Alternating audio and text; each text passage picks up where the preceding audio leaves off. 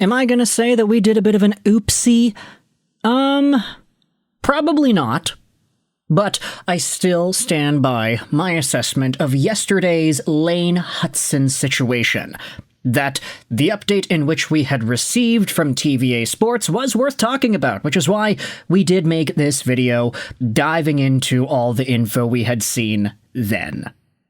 But it turns out, all this Lane Hutson conversation for the Montreal Canadiens, debating whether or not he is on the cusp of a potential extension, might have been a little bit early to talk about. Because the unfortunate truth about it is, Lane Hutson, at least at the time of me recording this audio, is still unsigned. If by the time 8:30 PST rolls around and Hutson does have a contract, and this video gets public on YouTube, and we're talking all this talk about how he doesn't have a deal, then I apologize. But I think, based off of some of the other updates we have received about Hutson and his situation, maybe there's a little bit more to panic about, instead of get optimistic for. Let's go out there and look at some of the other top insiders around the hockey market, like TSN's Chris Johnston, who went out there and said this in a recent article. He implies that Lane Hutson's dad is involved in Lane's contract negotiations with the Habs. Take a look at what Chris Johnston says. If that was, the comparable that Lane's camp wanted, but let's face it, it's not a secret that, he's got a dad that's involved in this negotiation. And he's, I can only imagine his father's looking out for what's best for his kid, what he thinks is the best for his kid. But it's made a tough negotiation. Excuse me. This is transcribed, obviously. But the thing that a lot of folks will immediately think about when they hear the words contract negotiations and dad.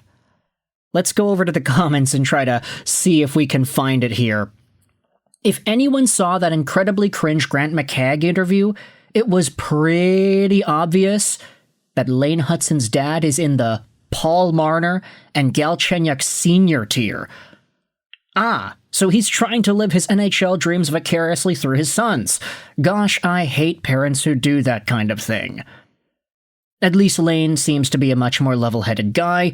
Also, he's got brothers who can maybe distract the father's attention in a couple of years. That too. Honestly, his dad must have done something right to have several kids in the NHL. He also apparently taught Lane and his brothers how to skate the way they do. Seems like more of just a hard-ass than a toxic figure. He's a high-level hockey coach. And so, when it comes to the quote-unquote father conversation in regards to contract negotiations, I think the biggest, most obvious example that people will point to is Mitch Marner, formerly of the Toronto Maple Leafs and currently of the Vegas Golden Knights. I'm not going to go into an entire history lesson here. All the resources are available for you if you want to go out there and see what Paul Marner's legacy has been for Toronto Maple Leafs fans. Just in the way this guy has spoken to his kid, the things that he said about his kid, and the way that he has reportedly gotten involved in contract negotiations for his kid, Mitch Marner didn't make himself any friendlies with the way he negotiated his past two contracts, one with Toronto and one with Vegas. So, Paul Marner, he's kind of like the top tier, the big dog, when it comes to quote-unquote overprotective helicopter parents in the National Hockey League. And with Chris Johnston implying that Hutson's dad is involved in Hutson's negotiations right now, it does get people wondering as to whether or not Rob Hutson, Lane's dad, is in that Paul Marner-esque territory. And if we had learned anything from the Mitch Marner saga, then we all kind of understand that the fathers getting involved doesn't usually spell sunshines and rainbows for negotiations. Let's go out there and read some more of these comments. I hope he doesn't start whispering poison in Hutson's ear like we've seen with Marner and Galchenyuk. Another reply says, I don't like that.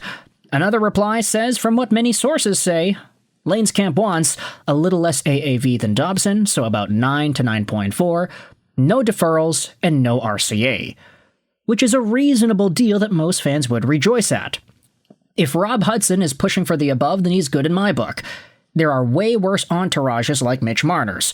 I can fully understand if Rob Hutson prefers regular yearly salary over RCA, both from a pay your fair share of taxes perspective, and the player gets his money in the same year and can allocate it as he wishes. So, we have to give the benefit of the doubt here, right?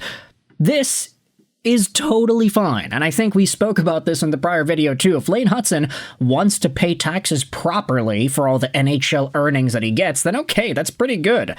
Pretty noble of him, you can say. And if this is all that he wants, then I'd say that it's probably reasonable. But we saw, with fathers getting involved in Mitch Marner's negotiations, for example, just how bad and toxic those discussions ended up getting, and Marner's reputation in Toronto suffered as a result. Now, I don't think that same fate is possible for Lane Hutson. I don't think he's going to ascend to that territory, but it was a problem, just further there over in Toronto. Continuing on with our Hutson discussion, though, this is what Elliotte Friedman said on the Fan Hockey Show yesterday, that the report from Jonathan Bernier that a Hutson deal is close is not true. Going out there and replying to some of the other comments here, I definitely trust Elliotte Friedman over anyone other than the team or Hutson himself. Seems like term is the issue. With the cap expected to explode, it's understandable.